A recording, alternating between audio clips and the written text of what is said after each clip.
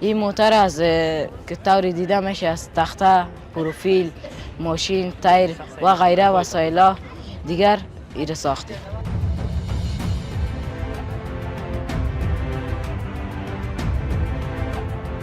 زمون د مکتب لپاره د خوښۍ او ویاړ ورځ ده. موږ د داسې نندارتون لیدنه کوو چې د شاګردانو د نوښتګر فکر، علمي هڅو او عملي وړتیاو ښکاره هنداره ده.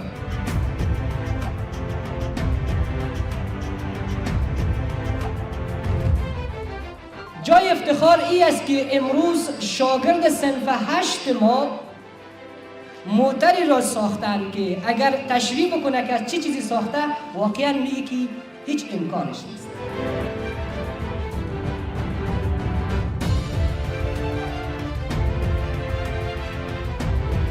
ادوب فتوشاپ، ایلاستراتور، پریمیر پرو و افتر افکت و بعضی از برنامه‌های دیگه که در بخش ادیت و ساخت ایمیج یا ویدیو استفاده میشه همش می‌دارم و در بخش وب دیزاین هم بیشتر از 18 تکنولوژی است که حاکمیت کامل دارم.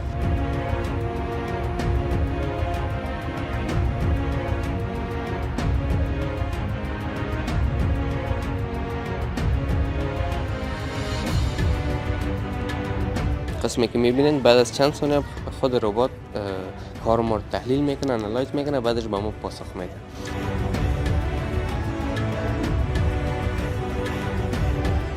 ما در مدت 2 ماه موتر ساختیم تا ما و برادرم به حمایت فامیل و مکتب. این موتر از که طوری دیده میشه از تخته، پروفیل، ماشین، تایر و غیره وسایل دیگر ایره ساختیم.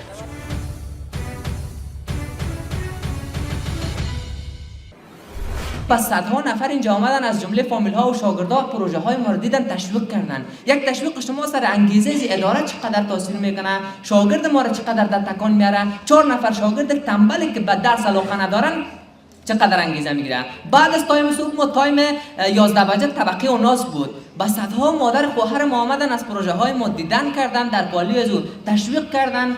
آره فعلا حضور شما در اینجا، حضور معاون صاحب تدریسی، کسایی که از حوزه آمدن، سفیدا و همچنان شما شاگردای عزیز، هر کدامتون با آمدنتون در اینجا برای شاگردایی که در اختراعات کارهای هنری سهم داشتن، برای اداره ما واقعیت یک تحفه را اهدا میکنیم که او را نمیتونیم قیمتش به شکل درست تخمین بزنیم. یعنی شما ما را تشویق میکنیم و بزرگترین چیزی که انسان به اهدافش میرسه تشویق است.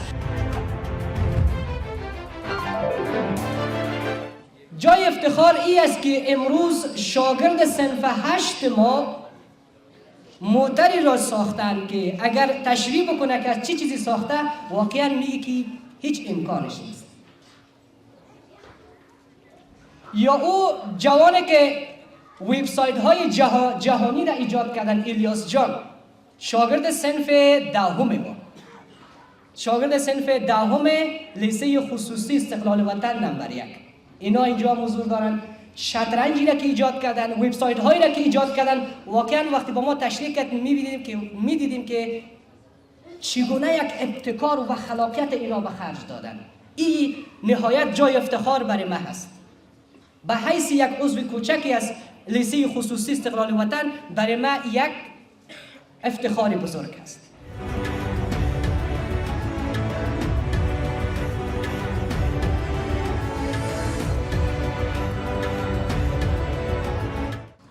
دا اطلاعنامو یوازې د نمبرو پاڼې نه دي بلکې د زده کوونکو د یو تعلیمي پړاو د هڅو، کوښښونو او پرمختګ څرګند انځور دی. هره پایله د زده کوونکو د زیار، د ښوونکو د لارښوونو او د والدینو د ملاتړ محصول دی. موږ د محترمو والدینو څخه هیله کوو چې د خپلو اولادونو تعلیمي حالت ته په پوره دقت سره وګوري، د هغوی مثبت ټکي وهڅوي او د نیمګړتیاوو د اصلاح لپاره ورسره همکاري وکړي. ښوونځی او کور چې لاس په لاس شي، زده کوونکي کولی شي غوره بریاوې ترلاسه کړي. د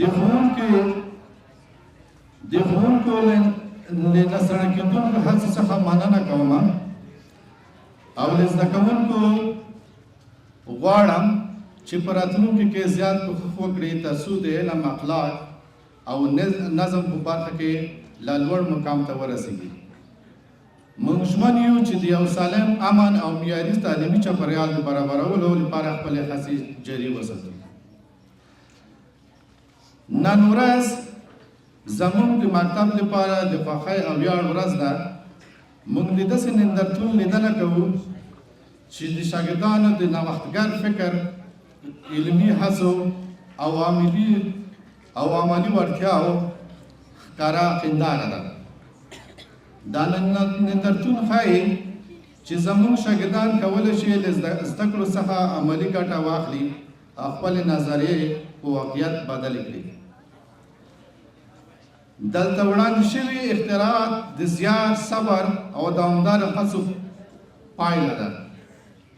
دا لاسته راوړنې نه یوازې د شاګردانو استعدادونو څرګندوي، بلکې د ستونزو د پیژندلو او د حل لپاره او د حل د لارو د موندلو وړتیا هم پیاوړې کوي.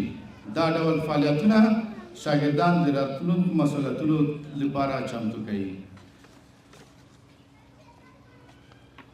موږ د هغو ښوونکو مننه کوو چې د لارښود په توګه یې لږ شاګردانو اوږه په اوږه کار کړی دی او همدارنګه د والدینو ملاتړ د ستاینې وړ دی. د مکتب اداره بتل د علم، څېړنې او احترام ملاتړ کوي او د داسې نوښتونو لپاره به لا ډېر فرصتونه برابر کړي.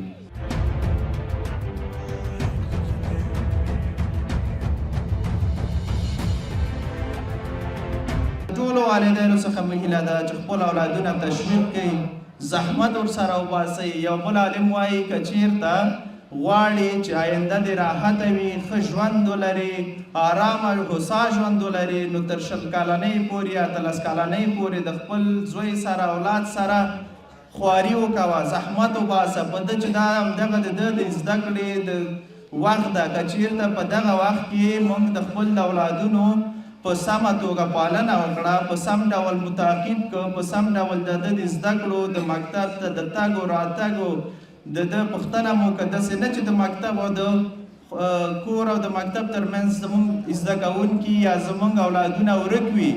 مکتب نه وځي، د کور نه وځي د مکتب په بهانه، او نورې موږ نه تعقیبو چې آیا دا مکتب ته رسېدل او که نه ده رسېدل او چېرته تللی. نو دغه 18 کلنۍ 20 کلنۍ پورې که چېرته موږ خپل اولادونه په درست ډول تعقیب کړو هره برخه کې، نو انشاءالله چې په راتلونکي کې بیا د هغه ثمره به موږ ګورو او بیا به راحته ژوند لرو او په هر ځای کې زموږ د ویاړ او افتخار او د سرلوړۍ باعث به ګرځي. بله برخه د ټولو زده کوونکو څخه مو هم هیله ده چې د وخت په ارزښت ډېر فکر وکړي او د وخت څخه په ښه ډول سره ګټه واخلئ. یو ځینې وایي چې ټایم از ګولډ، یا وخت سره زر ده، خو زه وایم چې د سرو زرو نه باندې زه وایم چې وخت الماس ده، یا د ده څخه ارزښت یې موږ ته زیات ده. نو هغه زده کوونکي چې د تدریس په مهال کې دي یا تدریس کې یا فارغ شوي دي، نو خپل په ژوند کې ځانو ته اهداف وټاکئ. د ځینې مثالونه زه زده کوونکو ته په هره غونډه کې ورکوم تر څو چې دوی د هغه په نومونو سره اشنا شوي دي، نومونه یاد کړي دي، ورسره درسونو کې لوستي دي، تر څو چې دغه د دوی په ذهنیت کې په ذهن کې پاتې شي. بیل ګیټس سره به تاسو نوم به مو اورېدلی، د مایکروسافټ افیس کمپنۍ مؤسس یا بنسټګر ده. د هغه که په شتمنۍ په لحاظ د نړۍ څوم شتمن شخص ده. د هغه څخه یو خبریال یا ژورنالست پوښتنه کوي که چېرته د نړۍ ټول واک د تا په لاس کې ورکړل شي نو ته به څه وغواړې؟ سره د ده چې دومره شتمني هم لري، هر څه امکانات ورته د ژوند برابر دي، نو بیا هم دا څه وایي ګلالو زده کوونکو؟ دا وایي چې د یو ګټور کتاب مطالعه کول نه دا شتمني غواړي، نه پیسې غواړي، نه دارایي غواړي. څه شی غواړي؟ د یو شتمن کتاب مطالعه کول. همدغه کتاب همدغه زده کړه ده چې زموږ څخه په ټولنه کې یو شخصیت جوړوي.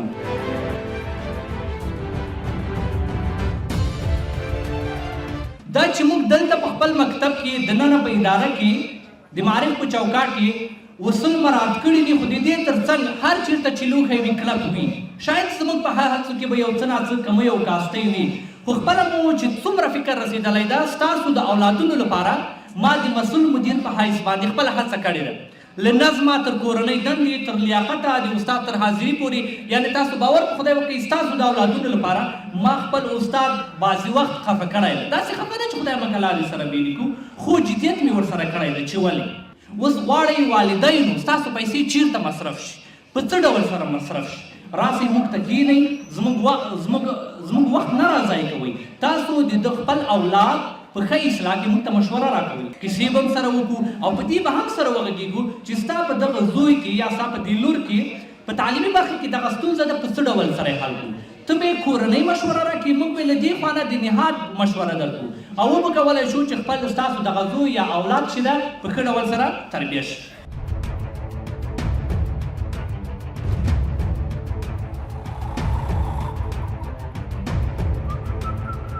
من الیاس مسعود است، متعلم صنف 11ام.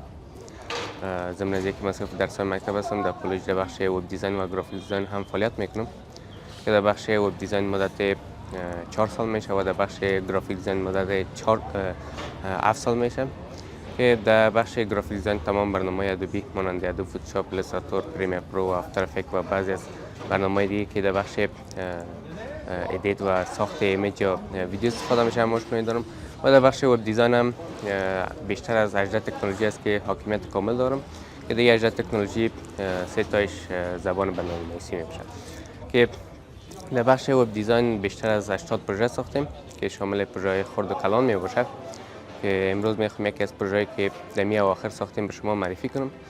وبسایتی که ساختیم به نام چیز ماستر است، یک پلتفرم آنلاین شطرنج است که به صورت کامل 0 تا 100 خود میره ساختیم و کارکردی است که یوزر میتونه به خود اکانت بسازه، بدون اکانت نمیتونه داخل وبسایت شه و وقتی اکانت ساخته میتونه با دوستان خود بازی کنه، میتونه با پلیرهای دیگه بازی کنن، میتونن با هم دیگه مسیج کنن، پیام بدن، به صورت زنده بازی رو ببینن و میتونن با هم دیگه صحبت کنن، لایف تاک گپ بزنن و میتونن تاریخچه بازی‌های قبلی خود ببینن و همچنان میتونن با ربات بازی کنن.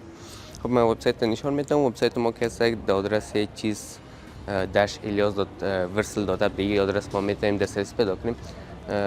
مهم نیست که در گوشه دنیا باشیم، چه افغانستان باشه چه امریکا باشه، میتونیم در این آدرس به دسترسی پیدا کنیم و در دیوایس باشه، مثلا موبایل باشه، تبلت باشه، کامپیوتر باشه، در دیوایس قابلیتش داره که ما از این استفاده کنیم. خب وقتی تازه وبسایت میاریم در این قسمت از پیش ما لاگین میخواد که ما باید یک اکانت بسازیم. وقتی یک اکانت داشته باشیم، خب یک اکانت قبلا ساخته باشیم، ما میریم در صفحه ساین این که در قسمت مو ایمیل و پاسورد خود نوشته میکنیم، بعدش میتونیم ساین این شویم. اگر اکانت نداشته باشیم باز در این قسمت کریت اکانت میزنیم که به ما اکانت جور میکنه. خب من فعلا یک اکانت میسازم به نام، در قسمت ما 4 فیلد داریم که هر وقت 4 فیلد پر کردیم میتونیم که اکانت به نام خود بسازیم. در قسمت ما تاریخ تولد انتخاب میکنیم. من فعلا رندوم یک تاریخ انتخاب میکنم. در قسمت هم ایمیل خود نوشته میکنیم و این قسمت هم پاسورد میکنیم به اکانت خود. وقتی سر دکمه کریت اکانت کلیک کنیم دیگه اکانت ما در این وبسایت ساخته میشه. چند ثانیه وقت میگیره توی که اکانت در دیتابیس سیو شود و وقتی اکانت ساخته شد ما رو میاره در صفحه اصلی که صفحه پلی می باشه که به این شکل نشان داده میشه. در قسمت ما هدر داریم، در قسمت نویگیشن است، در قسمت تخته شطرنج است و در قسمت راههایی است که چطور ما میتونیم بازی کنیم. خب فعلا ما در صفحه پلی قرار داریم، در قسمت تخته شطرنج است. خب ما در قسمت آپشن هایی داریم، سر آپشن پلی ویت بوت کلیک میکنم تا که بازی ما با ربات شروع شود. وقتی من سر از کلیک کردم ما را میبره به این صفحه که ما میتونیم با ربات گیم بزنیم. دیگه این سیستم شما که هست که قوانین بازی که هست خود سیستم به صورت خودکار تمام شما مدیریت میکنه، زمان و قوانین بازی را و تمام می قوانین بازی که هست، تمام می قوانین شطرنج نظر به خود شطرنج ساخته شده که من یک حرکت انجام میتونم قسمی که میبینید بعد از چند ثانیه خود ربات کار ما رو تحلیل میکنه، انالایز میکنه، بعدش به ما پاسخ میده. به این شکل که خودم این بوتم که است لیولش هارد است، خودم 0 تا 100 کارش خودم ساختیم و مدت 2 ماه وقت گرفت تا این را که بسازم. اگرچه برای یوزری این رقم اگر باشه که بگی با ربات گیم زدن میتونی، خیلی یک موضوع عادی است، ولی در پشت صحنه خیلی کار داره که خیلی کاراست که چطور یک کامپیوتر تو بفهمونی که مثل یک انسان بر تحلیل کنه یک کار، وقتی تو یک حرکت انجام میدی بر تو پاسخ بده. در آینده میخوام از این قدم بالاتر وبسایت ها بسازم، پلان ها خیلی زیاد است. تصمیم دارم که یک پلتفرم بسازم که مردم بتونه فریلنسینگ کنه درش، بتونه ریموت جاب انجام بده و